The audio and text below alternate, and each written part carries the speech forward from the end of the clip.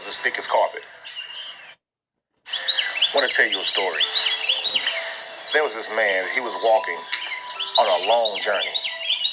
It's about a 2-day walk now, and he's starting to get really, really tired. He sees this really big, beautiful tree. Prettiest tree he ever saw, matter of fact. Under it, the grass was as thick as carpet. It was so welcoming.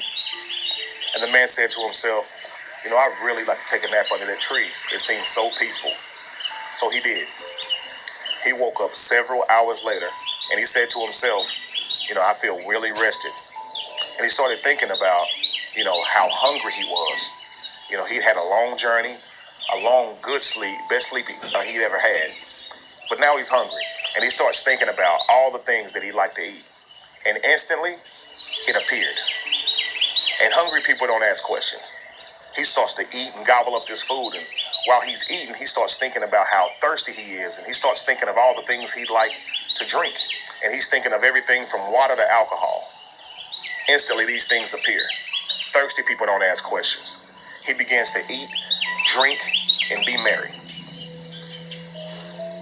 After his hunger's quenched, after his thirst is quenched, he starts thinking to himself, how did this food appear? How did this drink appear? Was it ghosts? And out of nowhere, ghosts just appeared. And the man said to himself, these ghosts are going to torture me. Oh no. And immediately these ghosts started torturing him.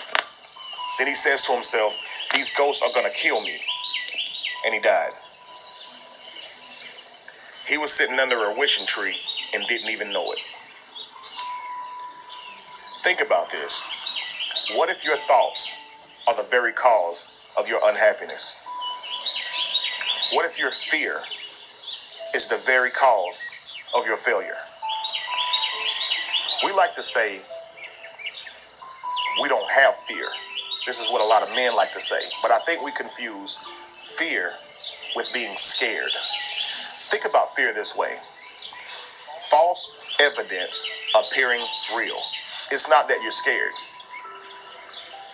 Having fear means you look at something, assume it's a certain way, so much to the point that it causes you to react differently. Let's just say that you saw a beautiful woman in the store. Okay? Now she's gorgeous.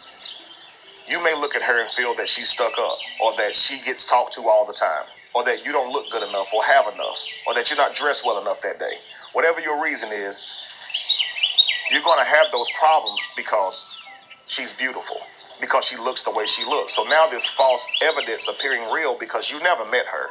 You don't know that she's stuck up, or that you're not good enough, or that you don't have enough money. It's false evidence. But to you, it appears real. And because of this fear that you have, you don't speak to her. And she could have been the woman of your dreams. You could have been a man of hers. This is what I mean. False evidence appearing real could be what's keeping us from exactly who we are supposed to be. What are you in fear of? I didn't say what are you scared of. I didn't say what are you afraid of. But I'm asking you, that promotion you want. Maybe you say they'll never give that job to me. I haven't been here long enough. I don't have the time man as everybody else does. But again, that's false evidence. If you haven't yet applied, that's false evidence.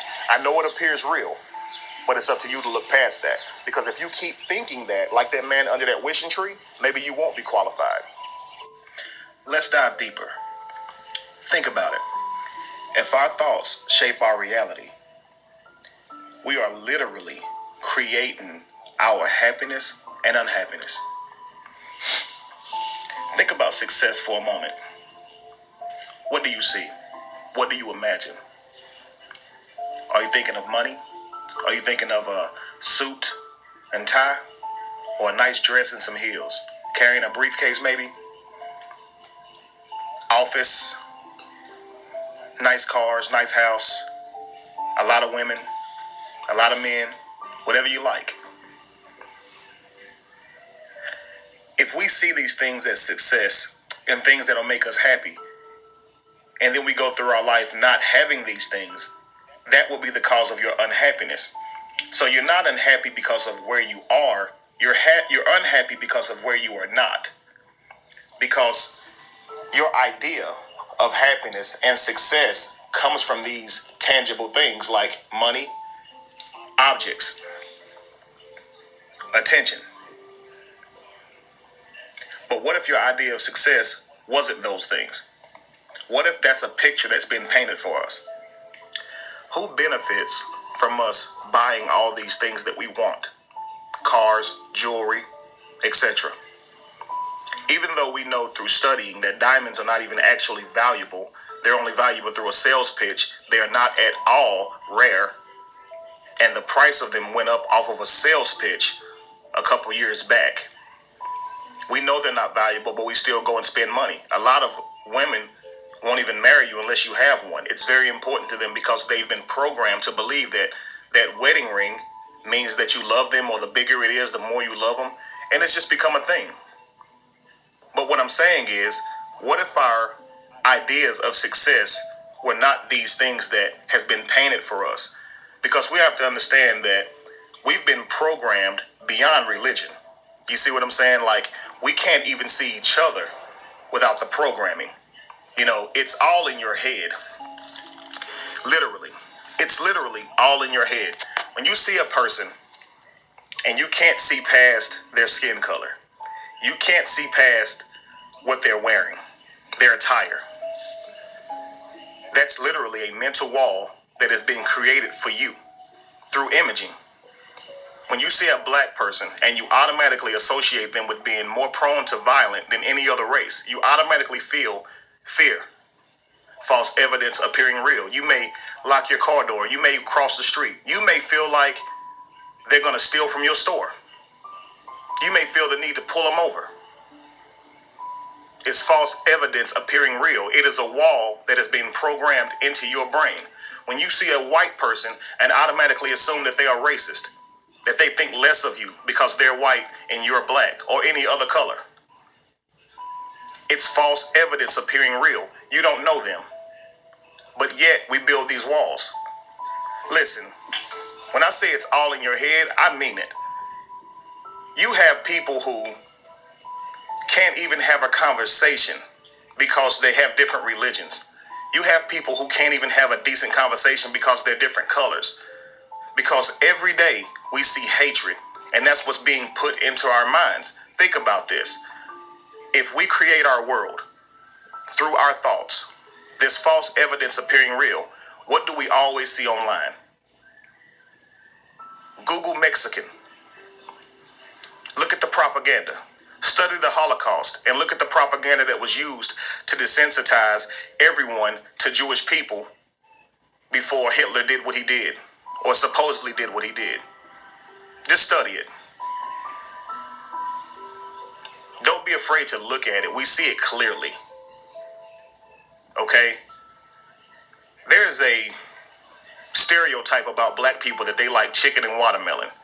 I'm going to show you for a second here how this started, and I'm going to show you how strong propaganda is, because we still talk about this to this day. We still make jokes over this to this day. Even black people make jokes about themselves on this. We need to understand that our mind is what creates our reality. If we change our thinking, we will change our world. We do not have to hate each other. We do not have to see what they show us.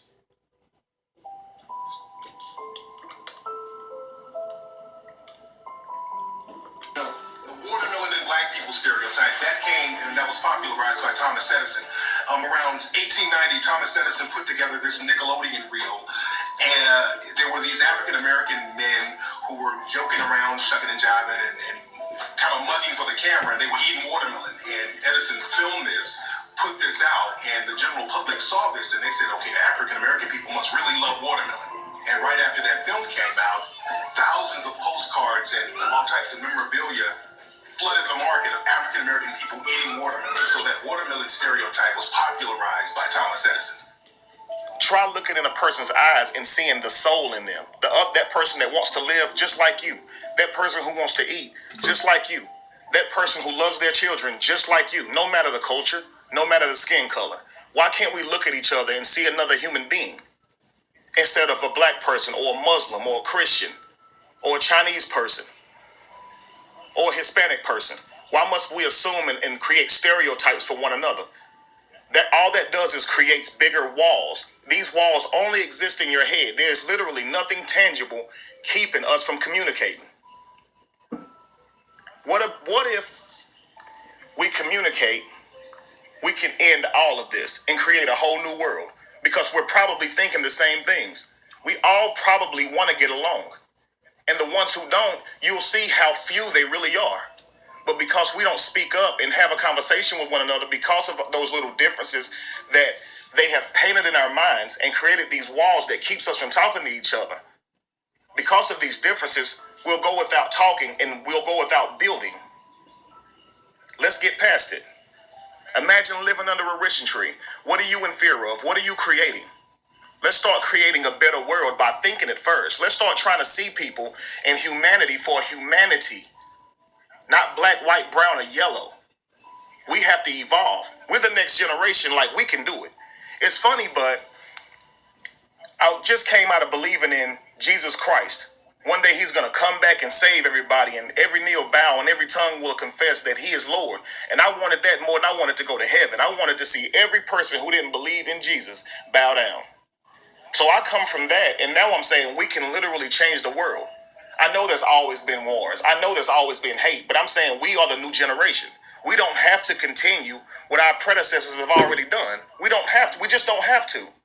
And I say this, and people laugh as if it's a fantasy just as much as believing in some God is going to come and save you. My thing is this: we actually have control. I believe that that's actually possible. And if not, it's worth a shot. I just need a few good people who sees it the same way I'm seeing it. I'm voicing, my heart. I'm voicing to you guys what I'm saying we all should be doing. A lot of us don't want to hate anymore. A lot of us don't want to fight anymore. A lot of us just want to drop it and say, let's understand that we're on the same team here. We all want freedom. We represent the 99%. Don't you guys understand who's making these rules are only the 1%?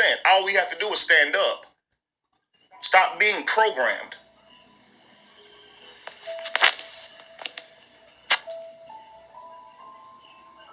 Remember,